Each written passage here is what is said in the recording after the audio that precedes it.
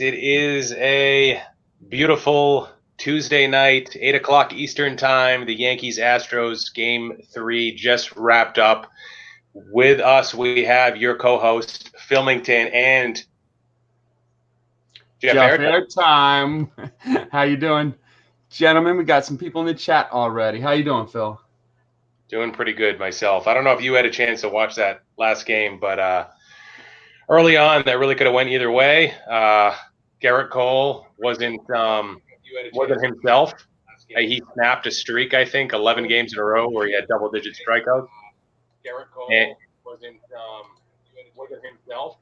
He got a little echo there, I think. I think we fixed it. Okay.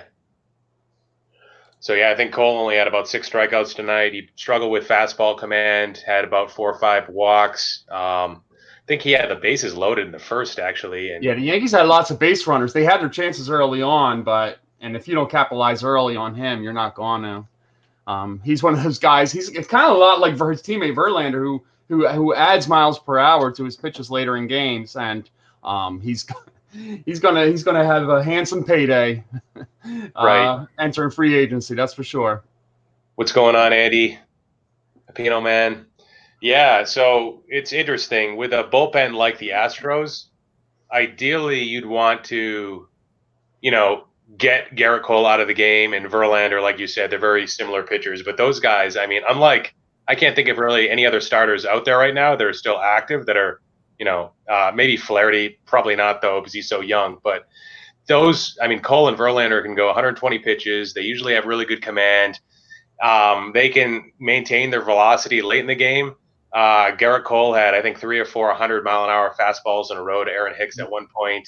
Verlander, we know he can hit 98, 99 in the 7th inning. So I think the Yankees' approach was to given that those guys can go forever and that it might be a lost cause trying to knock them out of the game and get to the bullpen, it was more like, all right, let's try to swing at the first pitch here.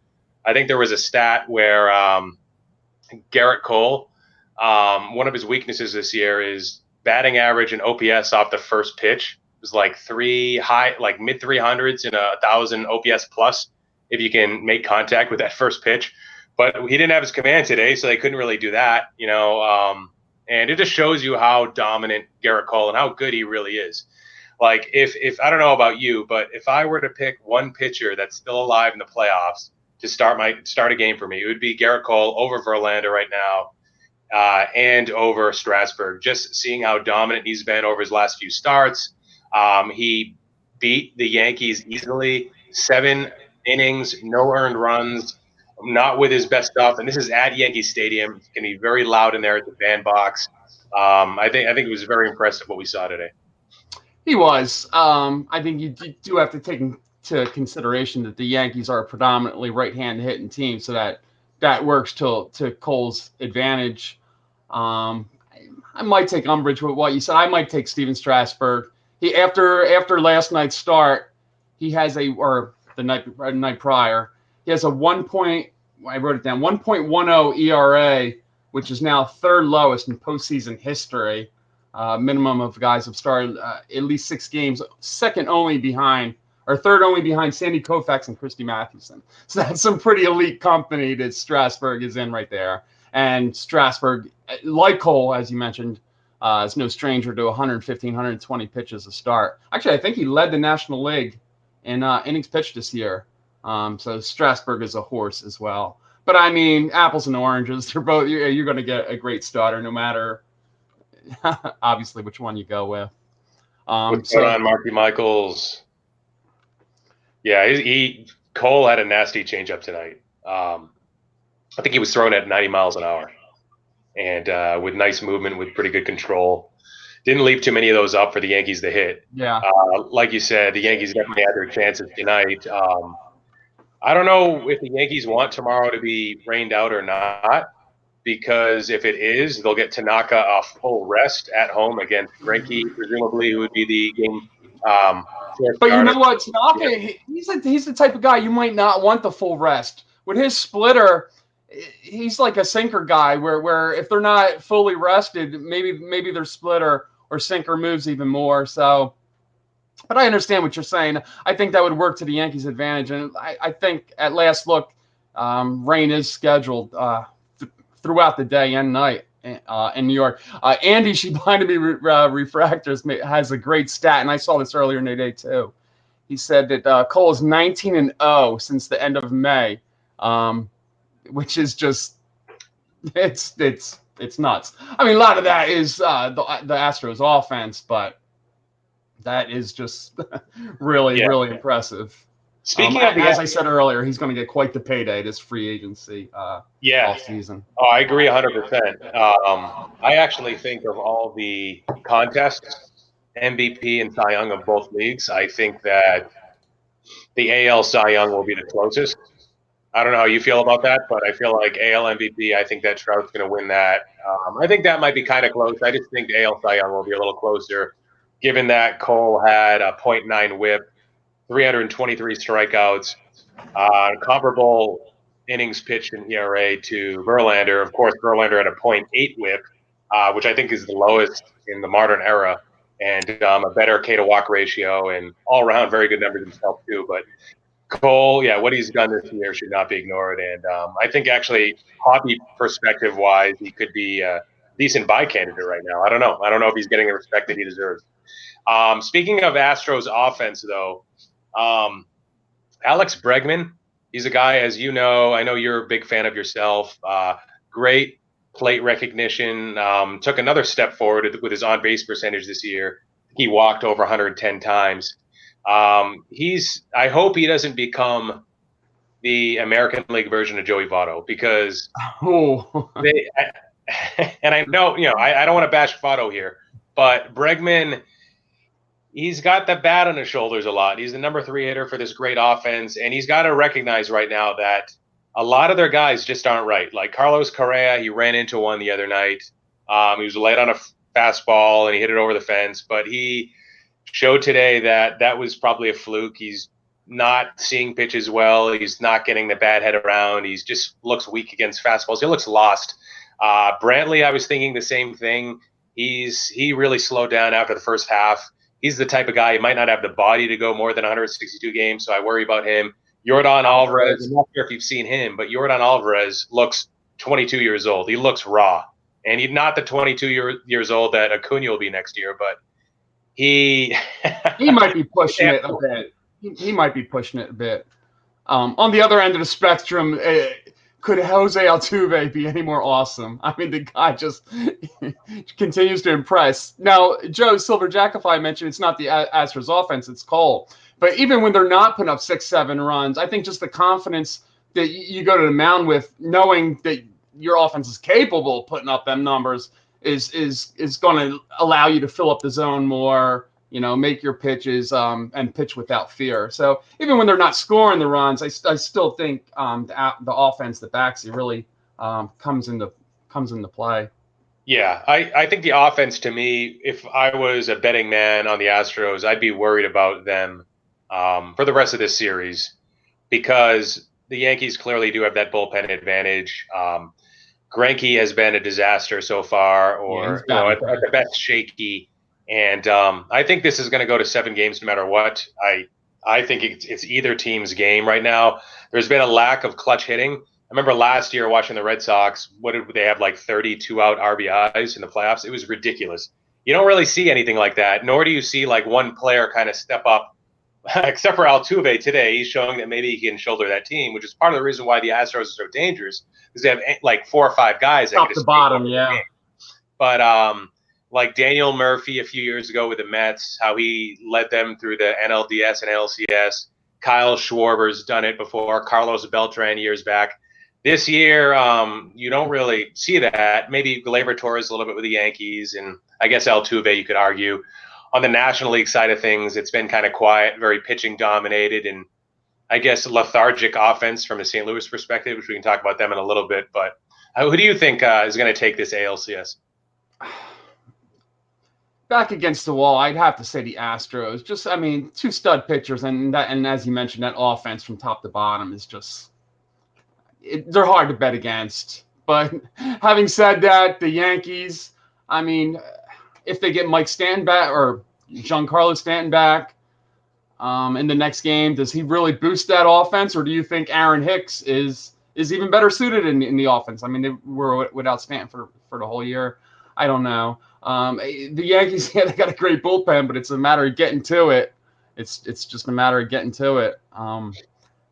But at least that's a series, because it doesn't look like the NL at all. It's going to be it might even close out tonight.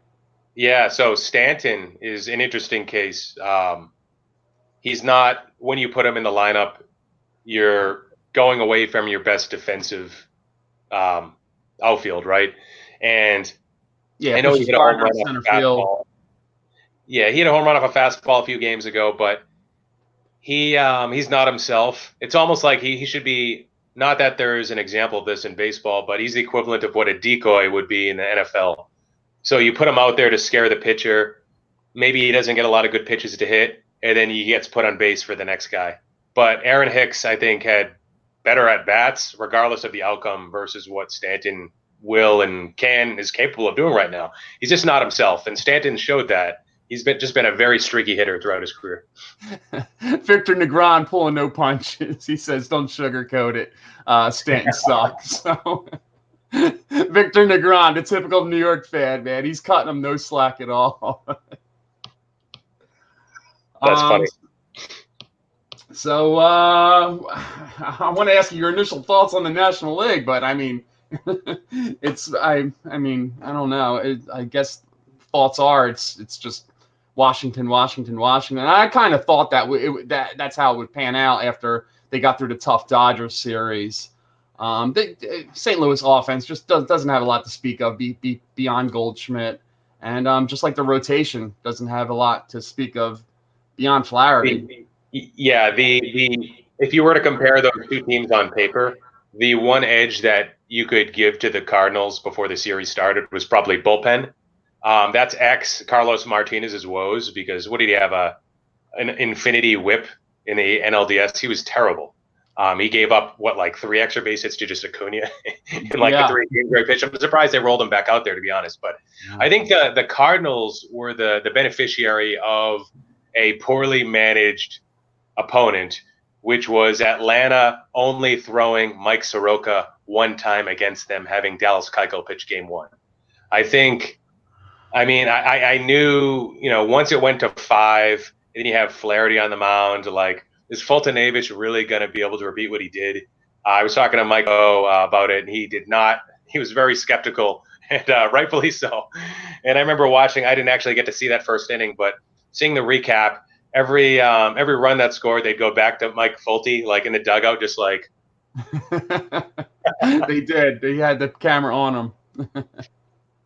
Yeah, so the Cardinals, I thought on paper, were worse team than the Braves, and then for them to move on, and for them not to expose the strength that they had in their relative bullpen advantage with the Nationals, because all the Nationals pitchers are going at least 7 or 8 innings. So I mean, by the time their bullpen shows up, they don't really need to do anything. I mean, they could probably have those 3 starters just backfill each other, and only those 3 starters would need a pitch. It's insane. So what is it? Yeah, I think we knew that was their Achilles heel going into the series to begin with, was their pitching. And I think right-handed hitters of the Cardinals right now are like 0 for 30 or something, and they've scored, is it 2 runs in 3 games, and they haven't scored any runs against the opposing starting pitcher yet. It's crazy. Now that you mention it, yeah. And I have to. I mentioned this on my Sunday morning trivia a little bit, and I think I texted you, I believe, in the second inning on their deciding game 5 of the NLDS against the Braves when they went up 10-0 in the top of the first. They took a 10-run lead, and I texted you, and I said, if Schilt wants to, I know he would have took some criticism for this, but all the managers right now are trying to one up another in terms of thinking outside the box. And I just thought it would have been a great idea for him to take Flaherty, scratch him from that game, and have him available for game 1 of the NLCS. Of course, he didn't do that. He let Flaherty go 6 innings with a 10-run lead. He threw it was about 110 pitches. And to me, he should have turned that into a bullpen game. All your relievers at that point could have used an inning or two. Maybe let Mike Liss or Wainwright pitch a couple innings. But I know he threw his warm-up pitches, and maybe he wouldn't be ready for game one, but at the very least, game two. And I just think the whole NLCS would be differently if Flaherty pitched one of those first two games. I'm a big Flaherty supporter, and I would have loved him. When he's down 0-2, taking the ball in game three, he started out great, but then he got hurt by the defense, and things just snowballed from there. But I just think Schilt really missed an opportunity. All right. The echo is still there. I'm taking this off. So I think all logic pointed to what you were just saying, like 10-run lead. Like, all right, the Braves have a really good offense, maybe even the best in the National League. But are they really going to be able to score that? And if they do, then we don't deserve to move on anyways with a bullpen we have. But I think with a new manager, the risk is that if the other team comes back and wins, then you lose your job, as well as a lot of other people probably that supported that decision. So that's the big risk there. It's a tough spot for that manager to be in for sure. Like you said, already has his warm up pitches in, so he's already somewhat used from that perspective. But yeah, all logic pointed to what you were just saying, removing him even after a couple innings. So Wesker says, Juan Soto, baby. Does that mean he just hit a home run or something? I have the game on in the background. Soto doubled the left. Eaton scored.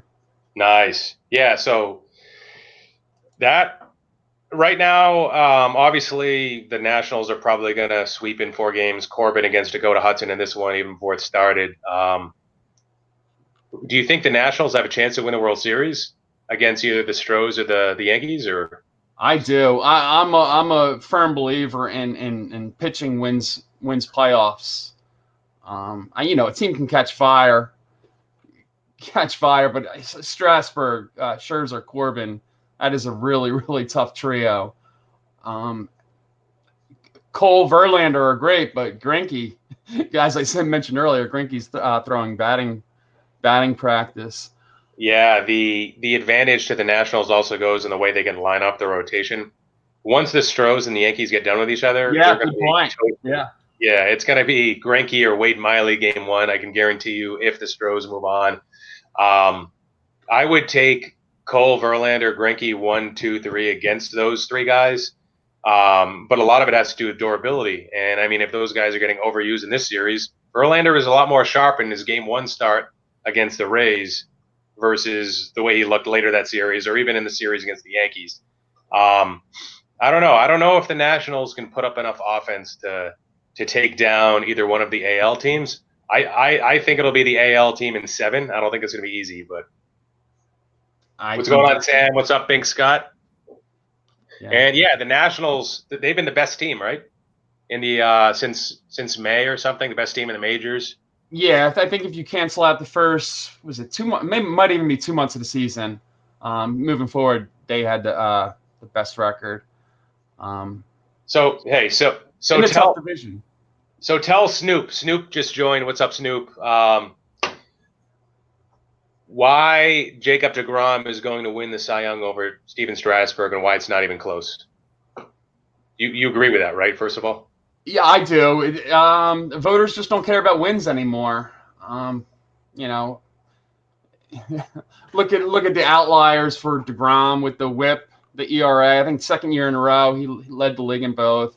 I don't have his numbers in front of me, but I'm sure he struck out 250 batters.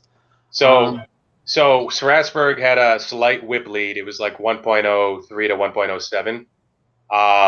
But the ERA difference was huge. About a run, right? It was 0.89, I believe. It was like 2.43 versus, I don't know, 3.32 or something, which is significant. So, yes, voters are going to look at run prevention over wins as long as innings are comparable and Ks are very close and WHIP is very close. It's not even – I mean, last year I'd argue it could be closer because last year similar thing happened where I think DeGrom had like a 0.8 lead in ERA over Scherzer. I think Scherzer actually had a slight WHIP advantage, and Scherzer had a lot more Ks. And he had a lot of more wins, too. But I think you could argue that was closer than this year. in spite of DeGrom actually regressing a little bit, not being as good. Now, having said that, as you know, bringing it back, we always talk about fantasy. If we were in fantasy baseball, Strasburg had a better year because those wins are enormous in fantasy baseball. But of course, we're not talking about fantasy baseball. We're talking about Cy Young voting, and I think just the overall numbers, you'd have to give it to DeGrom, or even Scherzer to an extent as well. Yeah, I have Scherzer as my number 2. So Marky Michaels, whose first name's actually Mike. It's confusing. He asked about the rookies that are in 2019 update. And then Jackify called it a bust. I think it definitely will be a bust, especially at the short term, because I don't think there's any rookies in it right now that could carry the product. But I'll try to list them from good to not so good. Or maybe there's like 5 or 7 I can list. So Vlad is in there again. So I guess you can probably get his parallels, whereas you probably couldn't with Series 2, where he was a short print, even though he wasn't really a short print. Keston Hiura is in there. Austin Riley, Nick Senzel, Will Smith, Kevin Biggio. So Jordan and Bichette can't be in it because there's like a cutoff, and that cutoff is probably close to like June 1st. Both those guys debuted after June. You look at Topps Update, the checklist last year, Willie Adames, Juan Soto, Mike Soroka, Shane Bieber, all those guys debuted before June 1st. So shouldn't be a huge surprise if you were to look at last year's turnout. But, hey, 2020 Series 1, you can pre-order that blowout right now at a price that's a lot more affordable than Topps Update. So I would say don't pay the sticker price now for Topps Update. Wait a few weeks for it to drop. But Update usually still is a pretty good product and good for value. So don't wait too long on that. I don't think it'll drop too much. And out of the names you mentioned, I have to bring this back to baseball. Keston Hiura, he's going to have a huge year next year. He had a huge year in just half a season this year. He batted over 300 with close to 20 bombs, playing in that great lineup in that hitter-friendly park. Invest in Keston Hiura, easy for me to say, all day long. And that's going to do it for your boy Dakota Hudson. 1/3 of an inning, 5-0 lead, and Schilt is bringing the hook with him. So, what do you feel about the whole throat slashing stuff that was going on? Do you remember that? I thought you were going to hit me with the Juan Soto shuffle. I was going to bring up that next. No, I think it's all good. And there hasn't been any like hard feelings about anything. So I think it was all done in good fun. Questionable taste, but all in good fun. Yeah, it looks like Karma's hitting St. Louis hard for Yadier Molina. I think did it after he got that walk-off like bloop hit. And he like did this in the outfield as he throws his bat out in the outfield. It's like you're lucky you're a well-respected, possibly Hall of Fame bound catcher, or else that might be taken differently too. But actually, all the Molinas really have done that throughout their career. I mean, Yadier's been cut some slack because of his Hall of Fame career, but he's done a lot of that throughout his career. Right. What do you think about the Juan Soto crotch grab shuffle, whatever you want to call it? The Soto shuffle. I liked it. Did you see when Miles Michaelis got out of the bases loaded and he did it back at him? They both downplayed it after the game, and again, if they don't have a problem with it, I don't have it. If the players on the other team don't have a problem with it, I certainly don't either. But you don't think it would in any way impact his the way fans view him, do you? Because with Acuna's lack of hustle. There are some people mentioning, maybe it's going to hurt his value in the hobby, but I just can't see that. Do you see anything like that happening with the people being turned off of Juan Soto? No, and I mean, we're not talking Antonio Brown here. We're talking a kid who's learning. He's probably still getting used to the American way, and I think even in Game 3, he didn't grab his crotch as much. He still shuffled, but he didn't grab his crotch. I think because that's something that can turn off fans and children and stuff like that. He's always done it. It's not something he just started doing for the playoffs. It might be a little more pronounced now, but he's always done it. It's just more. It's a little more exaggerated now. he looks a little bit more cocky in the box versus last year. Yeah. Yeah, And he has I don't reason know. I to don't think be. it'll hurt his hobby. Yeah, and he has reason to be. I mean, you go lefty on lefty, 459-foot home run off Clayton Kershaw. You have reason to be a little bit cocky. Oh yeah, and they're going to need him. Hey, card hobbyist, what's up? Yeah, they're going to need him in the against the Yankees Astros. He's going to have to come up with those clutch hits because he was. I think if you look at his aggregate playoff stats, he's still like not hitting 300, but he's gotten hits, very key hits where they needed him. So him and Rendon. It's so you're a Phillies fan, and Bryce Harper. Like, do you think like it looks like the Nationals are better without Bryce Harper? Granted, they added Corbin, maybe a few bullpen arms. Their team is largely the same. You can just use that money more wisely in so many different ways. As you know, I'm a big pitching guy over offense, and I would rather have Patrick Corbin. I know it wasn't one or the other for the Nats because they did give Bryce Harper a very good offer after they signed Corbin. But if you ask me one or the other, who do I want? A big young lefty stud pitcher, Patrick Corbin, or Bryce Harper? I'm going to take Patrick Corbin every day of the week and twice on Sunday. Just for the reason I mentioned earlier, pitching wins in playoffs. And Bryce Harper, his numbers were nothing to write home about this year. What do you have, 34 home runs? And everybody and their sister had 34 home runs this year, so it really wasn't very impressive. I don't know. I've never liked those big contracts, and I probably never will. Yeah, to be fair, Anthony Rendon was something else. Hey, Jackify, you didn't send me a comment. I thought maybe I hurt your feelings with the parody. So it was just a joke, man. And it wasn't even really him. It was a different tuber called Stokes Family. So a lot of people got confused that I was talking about like the guy that has 44,000 subs, somebody else. So sorry, Jackify. I'll take it down if you want me to. Hey, Rendon this year, man, he was something else. I had some of his cards last year. Wesker's talking about 2013 Topps update by his hobby. I don't know about now, but I know at the end of last year I should have been buying instead of selling. What I saw, I don't know what you saw, but I saw a guy who lost his speed. He's shown that he has not struggled with nagging injuries, but he's a guy that gets injured every once in a while. I think he maybe only had like 2 or 3 seasons with 150 games plus. He broke out at a relatively older age. He's not a terrific defender. So when I look at like WAR stats like that, like a guy that could potentially be a future MVP. I thought that he was just coming off his best season statistically. I didn't think he was going to improve for this year. Like, Jesus, are you serious? In a great pitcher's part, nonetheless, too. Which is why I really look forward to the World Series, whether it's Yankee Stadium or in Houston, 2 great hitters' parks. I think Soto and Rendon, their eyes are going to light up, man. So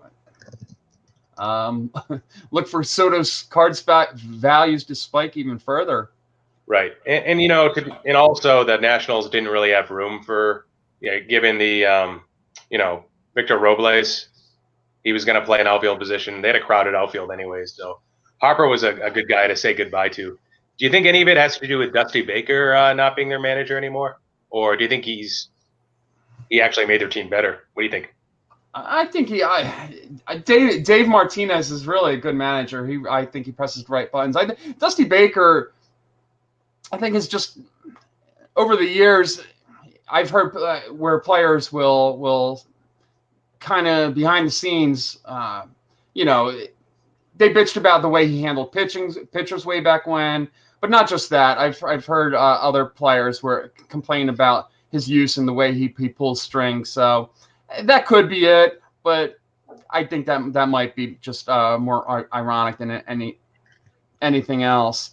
Interestingly enough, I heard Dusty Baker, speaking of my Phillies, is a candidate to come to Philadelphia now, which I don't really want any part of, but it looks like he's the hot and heavy name now. I'm hearing here in Philly. I heard Girardi, Showalter.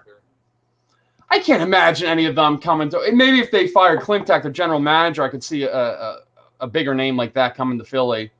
But I don't see Girardi or Showalter. Well, maybe Showalter. because he's friends with McPhail, but I can't see Girardi working for Clintac. Got it. Yeah, Girardi, I've always had a lot of respect for him. The Yankees chose not to extend him. I forget why. I mean, I think they lost in the ALCS. They were coming off a season where they won 96 or 98 games. But I think Girardi was always pretty well respected. They probably just, I mean, Jack, if I can answer this, maybe they just needed a new personality for the younger players or something. So what do you think about, so I know we weren't supposed to talk about baseball cards here, but I know these guys are probably getting itchy for it. So Go for it. Jack Flaherty, you love him. You loved him at the beginning of the season. I think like I was betting that Mike Clevenger would be better, and you clearly won that bet. Didn't help that Clevenger got injured, but Yeah. Flaherty broke out.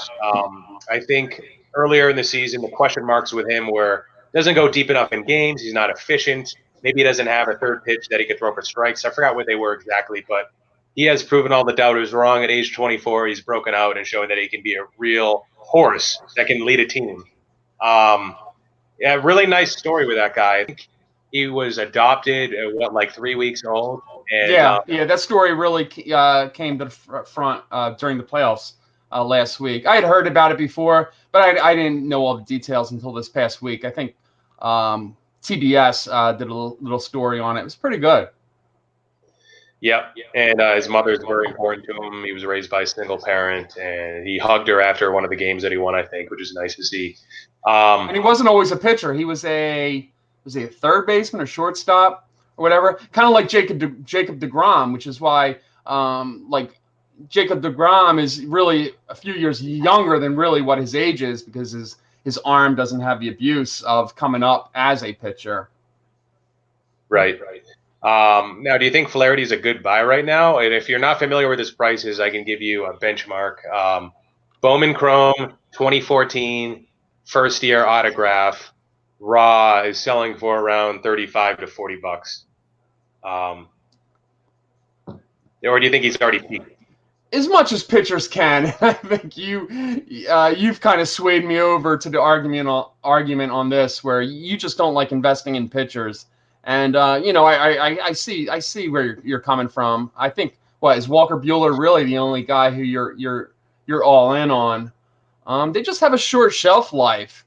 If you're looking for a quick flip, then absolutely, I say you buy them all now, sell them a year or two from now. I did that. I don't know if you remember the video I did. Besides Flaherty, it was also Brandon Woodruff I bought a bunch of now, and those autographs that I bought for $3, $4, $5 each are now 10 to 15 bucks on eBay. No great shake, but within a 6-month turnaround, that's not too bad. And he's another one where over the next year or two, yeah, flip them. But long term, pitchers are they're, as you always say, they're just too tough. They are. And I cherry pick my pitchers, and I think I might have 3 or 4 names. I'm going to try to do like a mini series where I talk about guys that I'm high on. Not so much guys that I'm low on, because I don't want to hurt anybody's feelings and like who I'm selling. But and most of those guys will be players that have been in Major League Baseball for 4 years or less. So I might not focus on a guy like, I guess, Lindor. What is he? He's 5 years in. I might not focus on a guy like him, but anybody like younger than him or less experienced. And but Flaherty might be a guy that I might target. And Buehler too. Jack 5 pointed out. I think those guys just have the possibility of being perennial top 10 pitchers in the league. Those could be the next. And you could say that about anybody. Jose Fernandez, and then he ended up killing himself, dying. Yeah. He's another guy I was really high on. But I mean, I got lucky with Giolito. Glass now I was sort of right on, and then he got hurt. But ultimately, I'll lose money on that move. But Giolito, you think so, huh? You're not looking for a big year out of Glass now next year, huh? Who knows? He could be I wish he guy. just went under the knife and got the Tommy John surgery. I still think that's a real possibility with him. But again, pitchers, it's a volatile market. Right. It certainly is. And some people might want to hold until they become like Max Scherzer or Verlander status, where they're sure thing Hall of Famers. And some people like me, maybe I'll just hold them for 4 or 5 years instead, see what their trajectory has in store. But then again, you can have pitchers that hang on too long and hurt their Hall of Fame status, i.e., Felix Hernandez. He's now a free agent. I don't know who's going to throw a contract at him. If they do, it'll probably be a incentive-laden contract. But if you asked me 4 or 5 years ago, is Felix Hernandez a Hall of Famer? I say no doubt. Now, I mean, his career numbers have really taken a beating over the last few years. So now I'd say it's 50-50. I don't know. Right. You never know what happens to somebody's arm after the age of 30. Some pitchers have the ability to reinvent themselves. CC Sabathia did that to some extent. Verlander, he was headed downhill and he made some tweaks and he got his velocity back. And, so maybe he's a rare exception where he never lost his velocity. But Kershaw, he's lost a lot of his stuff and he's still been pretty effective. Not in the playoffs, so when he's healthy, he's been effective. He's got pinpoint control, though. Yeah, I don't think Verlander ever really lost his velocity. I think his last year in Detroit, he just had it playing with the Tigers, and he was just his heart wasn't in it. And I think that was evident by as soon as he went to Houston, he returned to the old Justin Verlander.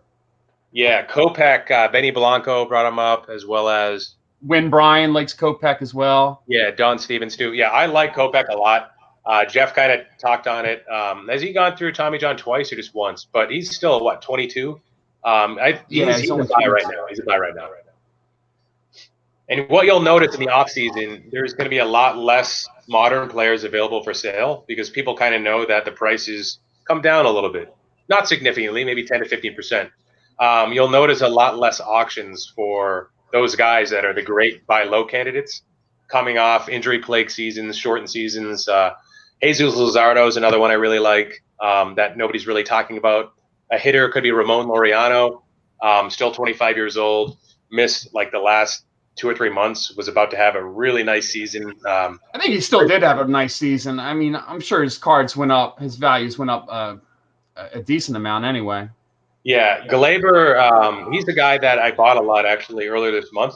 And I actually bought, it was sort of I call it a FOMO type purchase yesterday.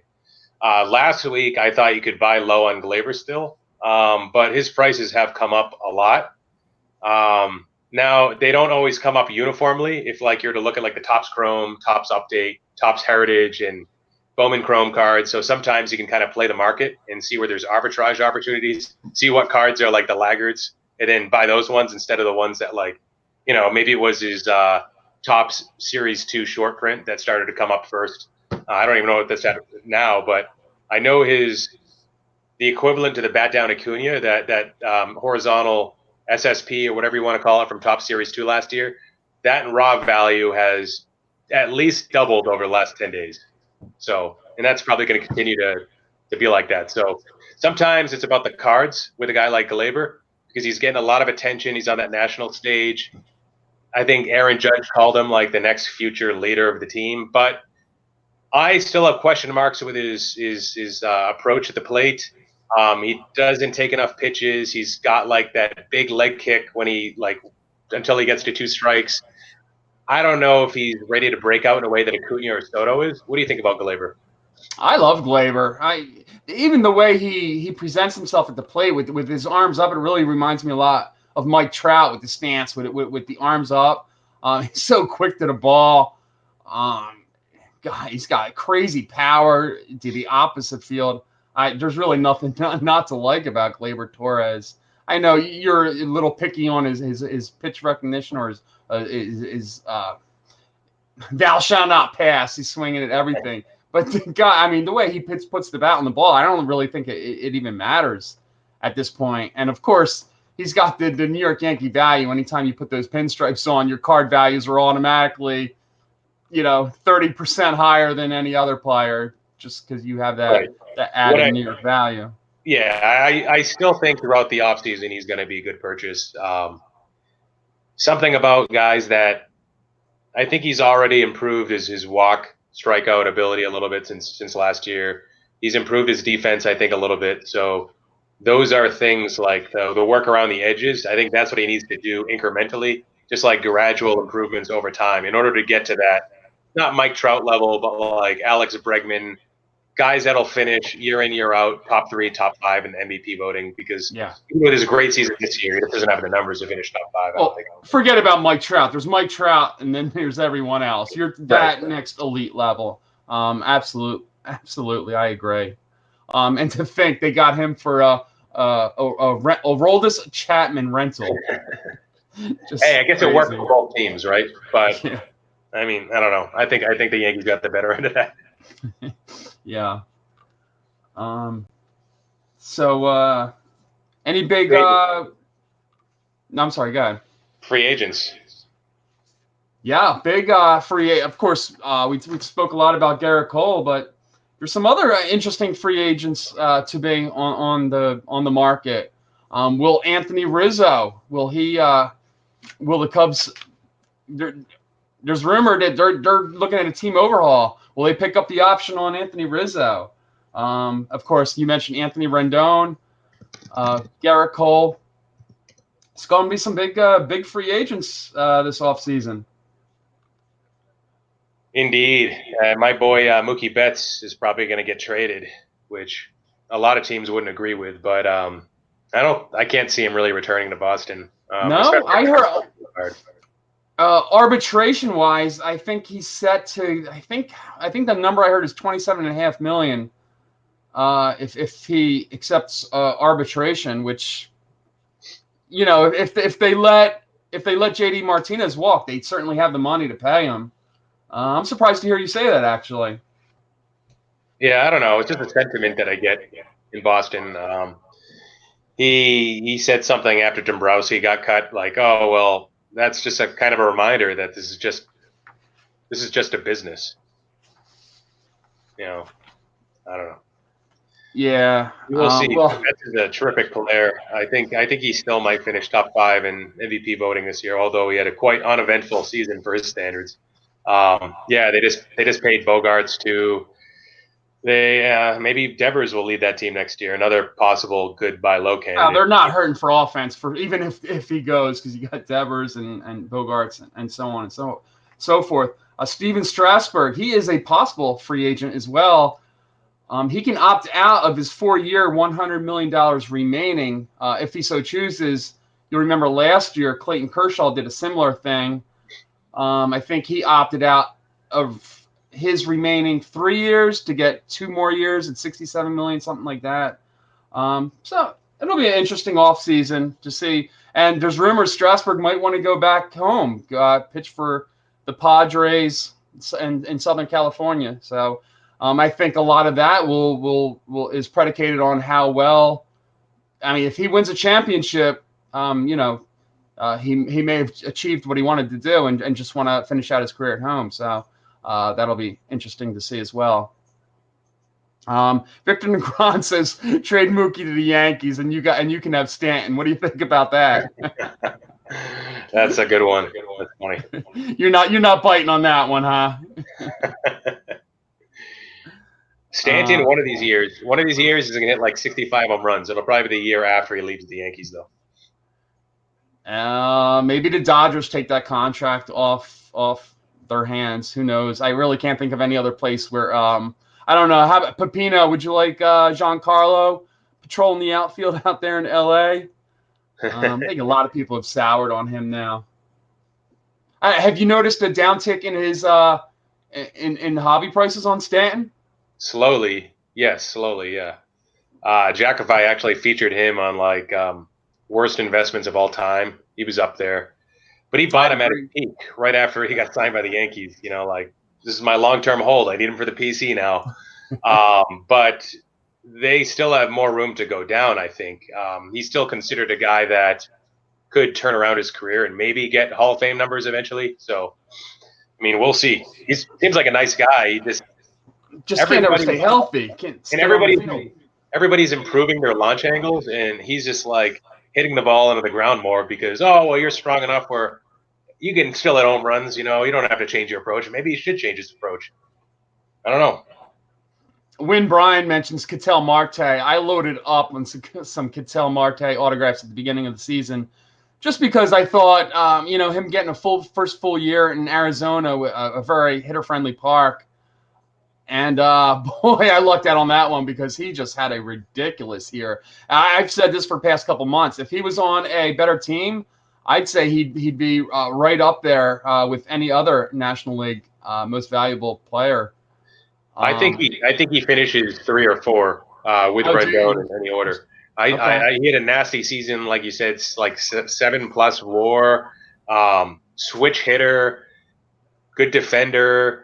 Middle infielder / center fielder. He used to have a little bit more speed, but yeah, speed, he sacrificed a little bit of the speed. Well, he was getting so many extra base hits. It was really hard for him to get his 30, 40 stolen bases. But he was close to 20 stolen bases. It's just a monster year. I've actually purchased 2 of his cards over the last week and a half. So I like Win Bryant. I still think he's a good buy. I think people are kind of sleeping on him. I mean, you can get his base Bowman Chrome autograph card for about $20 shipped, maybe $22. That's insane. I mean, we talked about Flaherty, whether or not you buy into that, and whether or not his prices have peaked. Well, he's like 65% the cost of Flaherty. He's only like 25 years old. He was always projected to have power, and he just had a very consistent season where the skills are there. They're real. They're legit skills, and there's no reason why he should regress that much based on what I saw. Makes you wonder why one would drop him halfway through the fantasy season. Did you do that? I know I did that. Yeah, we did. And we dropped Colton Wong after that too, who had a really good second half. But yeah, Ketel Marte, it's a points league where you set your lineup once, and I'm like, being a switch hitter helps, because he's going to be there. He should be there every day, assuming that he's a strong enough guy to play. Beginning of the season, he was probably hitting 7th or 8th. I don't know, but it was my co-manager's affinity for Colton Wong, and I'm like, all right, whatever. We'll just put $1 bid on Colton Wong and drop Ketel Marte. Oh, what a mistake! Yeah, you can never let him hear the end of that one. I had picked him up. I forget. I had somebody go down injury, so I picked him up for 2 weeks.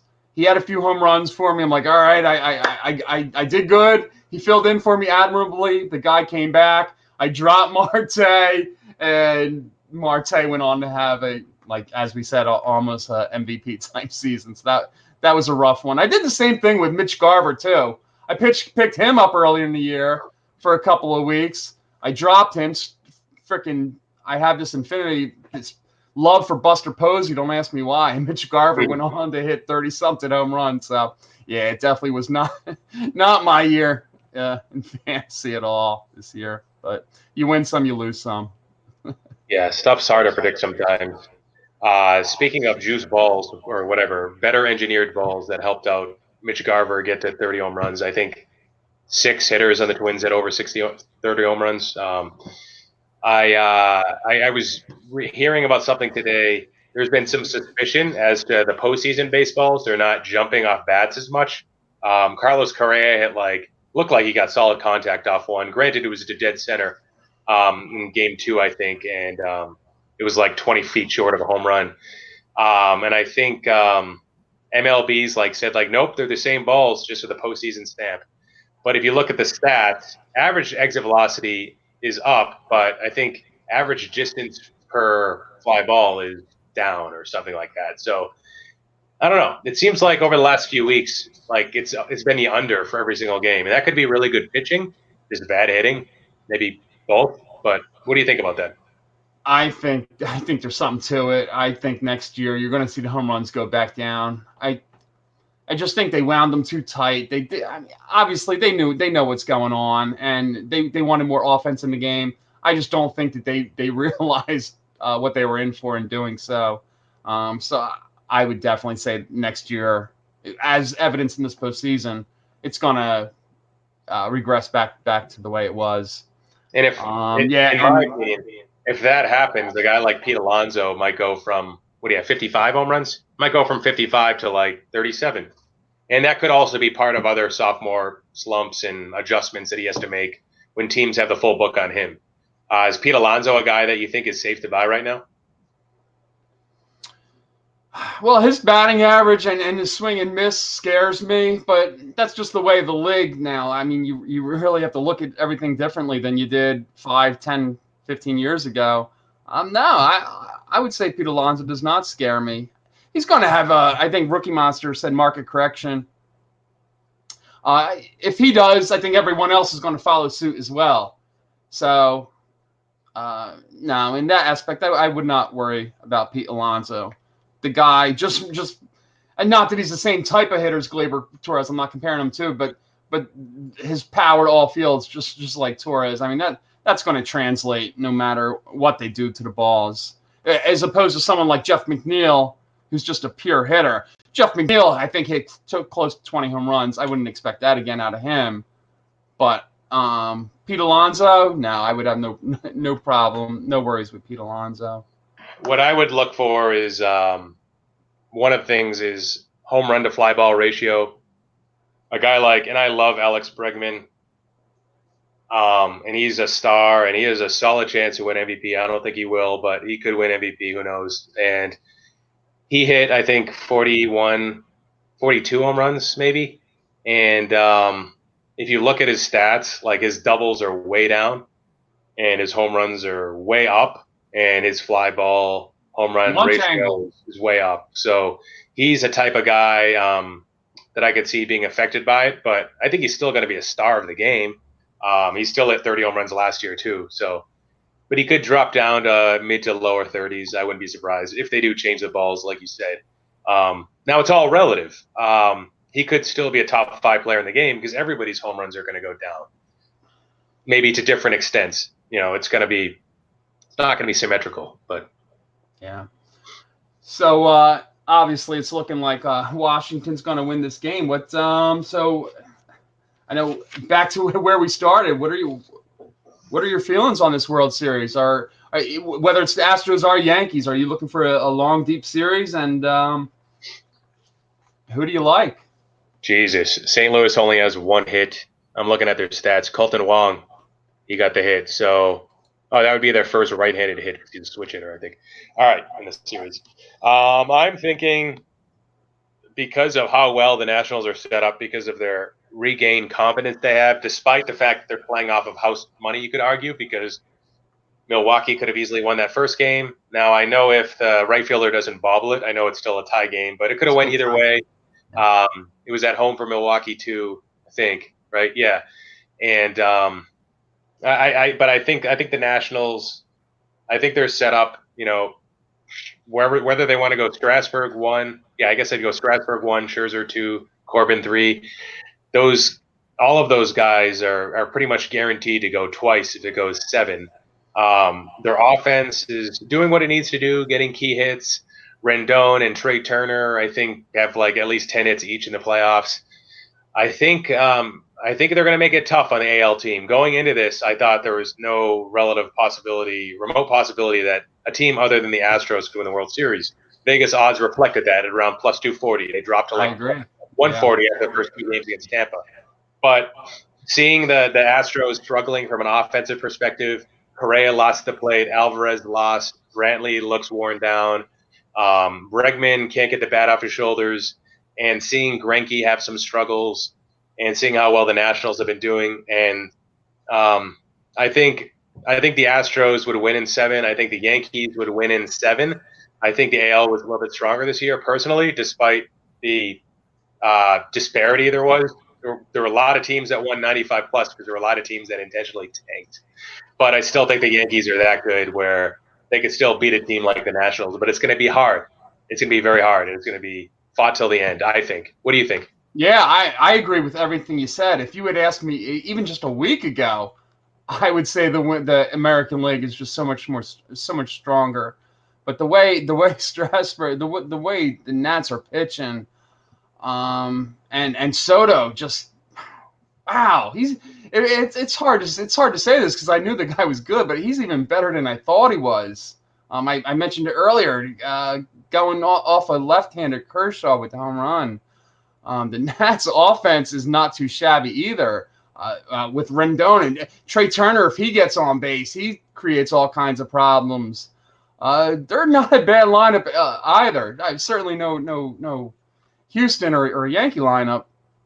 But I think what you mentioned earlier, in the show, I think really is what's going to give them the edge. And after this game tonight, they're going to be relaxed. They're going to be well rested. They're going to get the rotation in order just the way they want it.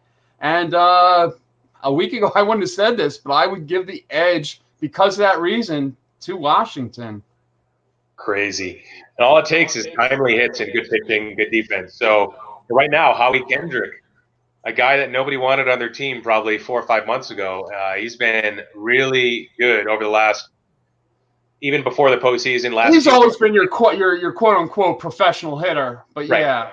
And if you put a weight towards playoff clutch hitting, veteran hitting, whatever you want to call it, I kind of do. I think there's certain players. With us, it was our best player, David Ortiz, years ago. But I mean, Howie Kendrick had 3 doubles yesterday, and he just looks really comfortable at the plate.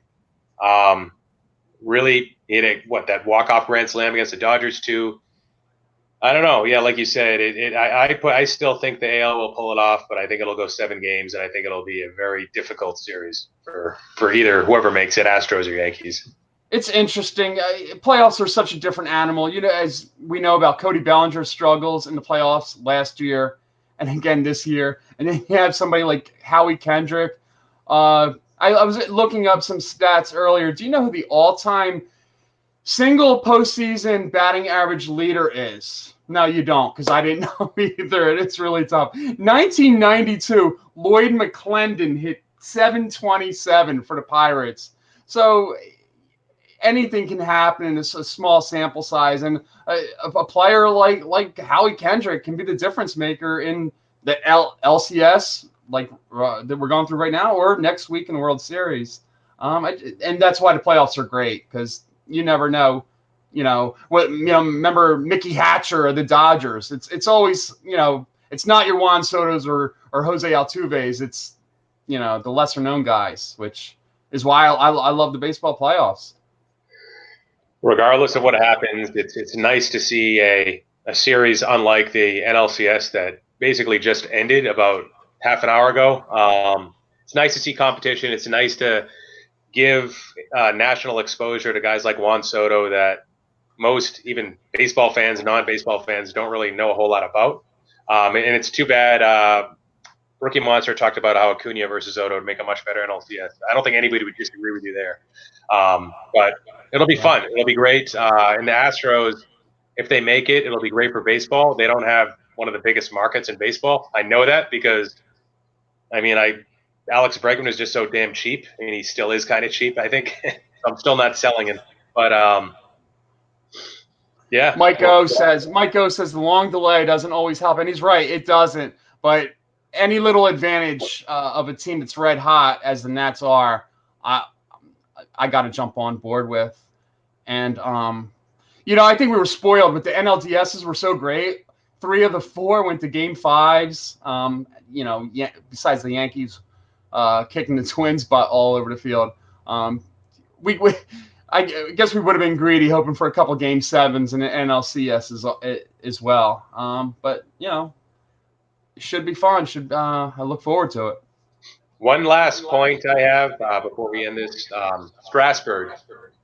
I was listening to a podcast today, and they were talking about how it's crazy how one of the most hyped pitching prospects ever can turn into a undervalued pitcher, like postseason pitcher. And he's never been bad. I'm sure he had a few seasons, like maybe 2015, 2016, where he had middling ERA and maybe peripherals, but he's never had a bad season. He's just had seasons where he fought injury. And I think kind of what set the tone was that first season where the Nats shut him down, and they probably led the majors in wins that year, and they ended up getting knocked off the first round of the playoffs, largely because Strasburg wasn't there. They wanted to cap him at 160 or whatever. But yeah, Strasburg is he's somebody that people shouldn't be ignoring right now in the hobby and baseball and every aspect. I think Mike O and Ed Wesker-Griff can commiserate with me because teams like my Phillies who suck year after year, we never get good draft pick. When we get a high draft pick, we don't make the most of them. When teams like Houston, who built that team through their draft with all these great players, the Washington Nationals with Harper and Rendon and Strasburg, all these high draft picks. I know free agency is a nice way to add to your team, but and these playoffs prove it. The Yankees always build through their system. You need to build through your system to become a playoff a powerhouse. You know. Yeah, Cashman has done that really well from the Yankees' perspective. He's been very, very stingy in a good way, I would say, as a Yankees hater, in maintaining a lot of that talent. The anti-Dombrowski. That's what he's doing. Yeah, anti-Dombrowski. All right, well, I mean, this is it for the winter. We probably won't be back to the spring with a baseball show. Yeah, maybe we can do one with like the winter meetings and talk about some drills. Who knows? Maybe. But thank you, everybody, for joining. Right at the hour mark, I guess. And everybody have a great rest of your night. And hopefully the Astros can beat the Yankees. Astros in 7. And then Astros Sorry, in 7. Victor Negron. Sorry, Silverjack. Take care, guys. Have a great night. All right.